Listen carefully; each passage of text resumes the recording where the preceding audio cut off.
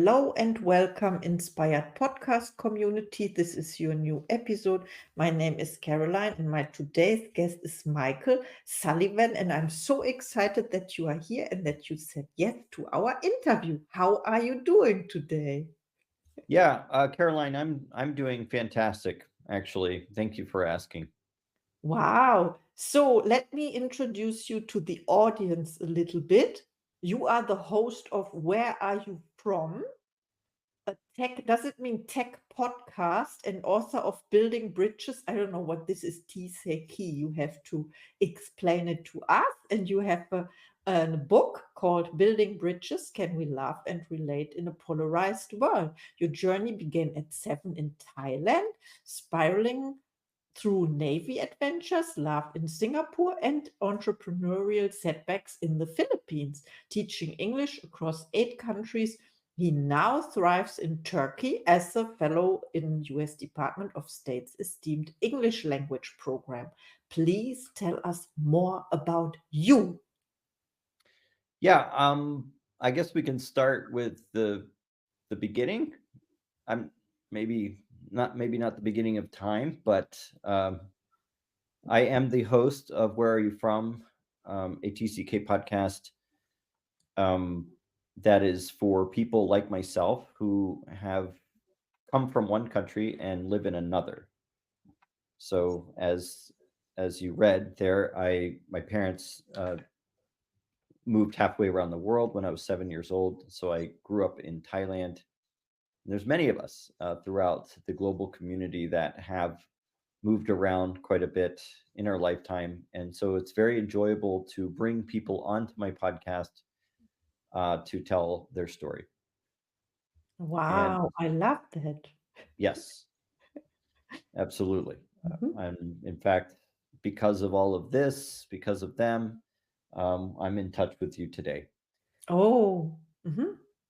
Also, I am the author of my book that will be published later this year called Building Bridges: Can We Love and Relate in a Polarized World? I am currently involved in a crowdfunding Kickstarter campaign, which is raising money for the book to be edited and proofread and typeset to be published later this year. So, um, yeah, that's any other questions? Of course. I love that you mentioned your projects and also your goals for this year, 2024. I will put the link in the show notes. Of course, people can reach out. And my first question is, what inspires you? My what inspired me has been it's been a journey. I think what inspired me, but at first it was about people watching people not get along. I think, especially in my own country, in the United States, having a global perspective, having lived in 8 countries, I find it hard to watch people feel threatened by those that are different than them. And so I felt compelled to write my own story to help people understand that we don't have to be threatened by people who have different values or different lifestyles. In fact, it may not even compel us to change our mind about who we are and where we're coming from. We can feel safe about who we are and still collaborate and find common ground with people who don't. Hmm.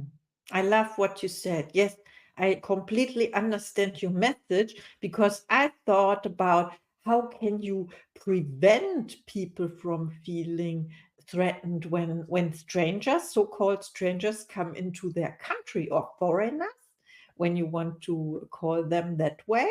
And now you said feeling comfortable and safe within yourself, and this is a requirement in order to accept, I would say, other people in your life, right? In your environment. Yeah, I think we're fighting a human innate uh, survival um, instinct that suggests that only people within our own tribe are safe, and those from the outside may potentially be dangerous. And so I think part of that is good. It's part of boundary setting. It's part of community building. We should not allow people who are dangerous or toxic into our lives. That is unhealthy as well. But when we take that to the extreme, what we're doing is we are surrounding ourselves with people who are also not healthy, who are toxic, who only will tell us the things that make us feel comfortable. This creates, on a historical scale, has created nationalism, has created um, immense bloodshed throughout history for people to think in these ways. And so, what's very important for us to be is understanding or empathetic and patient with people who are different than us. Wow, I love what you said about the accepting people from your own tribe. And that doesn't mean that they are telling us the truth. They tell us what we want to hear, but this we stay in the comfortable, in the comfort zone, and maybe this is not what we want. Yes. And in the age of technology, media plays a very powerful role where we are believing in complete falsehoods or conspiracy theories or fake news that will massage our fears, which creates a very, and we saw this a lot really during the pandemic, where we saw a lot of misinformation about a novel virus that, of course, not even experts really fully understood, creating dangerous information gaps for people who are already fearful of each other, becoming even more fearful of each other. So, Yeah, that's true. And also fraud and fake profiles, for example. People pretending to be someone else, and then they approach you on social media, and you don't know if that person is honest. yes, Yeah. Mhm. no, I'm that happens to me on a regular basis, for sure. Um, Absolutely, and I think we really have to go back to some very basic ideas about how what it means to be wise, what it means to be thoughtful. Relationships are like anything that's good. It requires a lot of work. Um, Conflict, a certain amount of conflict is actually very healthy. It means Mm. that we are moving in a particular direction. Conflict helps us to recognize what we want and what we don't want. Or Sure, absolutely, and I suppose conflict. What comes to people's mind nowadays, they might see Gaza in Israel or Ukraine, unfortunately. But what I'm talking about is just plain old having differences. I mean, if you're married, if anyone listening is married, they are fully aware of what conflict looks like, good and bad, and to successfully negotiate that conflict with your spouse can create a happy and lasting and deep relationship, and that could be for anybody. So, and I talk about in my book the relationship with the most important person in my life, who came from a very different culture and economic level than I did, creating a lot of opportunities for misunderstanding. Mm. But we've overcome a lot of those things. And so I think it's very helpful to spell that out in my story. Wow, I love that. Also, the book title with the bridge, building bridges. Yes, from one individual to the other. Thank you so much. And my next question is, who inspires you? Specifically about the book, or just inspires me in general? Yeah, coaches, mentors, authors. Yeah, I would like to mention I mean, I'm in a crowdfunding campaign I hired a consultant for authors to crowdfund their books. Her name is Lisa Furland. She's an expat in Sweden with her husband. They're Americans raising two TCKs, third culture kids. And she's the one who first challenged me about my fears of getting people to read my writing and to challenge my fears in successfully marketing my book.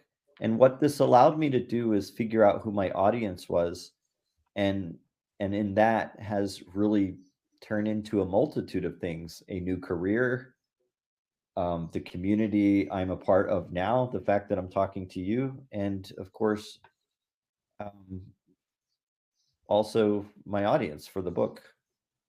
So Wow, I love that. What you mentioned. Thank you for sharing. I learned so much already, but we are not done yet. I have another question. How do you inspire other people? this hasn't really been an easy question to answer up until maybe I started this process with the book. And I think that's what is amazing is if nobody ever went out and bought my book, and I mean, my campaign, I already have 53 people backing it, so that's a little late for that. But the process of understanding myself, writing my own memoir has been extremely valuable to me. And this started with losing a friend in the earthquake a year ago here in Turkey. Um, that's what really inspired me to um, start reflecting on myself and who I was as a person. And nowadays, I'm very much into inspiring young people, which would be our next generation, and helping them understand how valuable they are. And actually, anyone. We are human beings, and as human beings, we all have intrinsic value. We all hold enormous potential to do great things. And I think when we encourage people to do that, rather than tearing down or criticizing or constantly uh, pushing people down, I think when we spend our time encouraging others instead, we live in a much kinder and more collaborative space, much safer space. And so I spend a lot of my time just being an encouragement and telling young people, especially, how valuable they are and how much purpose they have in their future, even if they're faced with broken families or a tough economy situation, such as the one here in Turkey right now, that they shouldn't give up. Mhm. Wow, amazing. Never give up. Yes, this is a great message. Thank you for sharing. And my next question is, what are your gifts and talents? Well, as I don't mean to repeat myself, but one of my biggest gifts is definitely encouragement, Mhm. making students feel like they can be successful and that they are going to be someone someday. Also, I have the gift of gab, which means that I love talking. So this is my element right here. Wow. I have a podcast where often I talk as much as my guests do, I think. But so I really enjoy conversation. I enjoy connection with people, and I feel that connecting also inspires other people as well to maybe think of life a little differently or be encouraged. So I would say those are my primary gifts. Wow, thank you so much. And also, I read about you. You are teaching English, right? Yes, I am. I am Mhm. in the English language industry, um, and I'm teaching at a university here in Suleiman Demirel University in Sparta.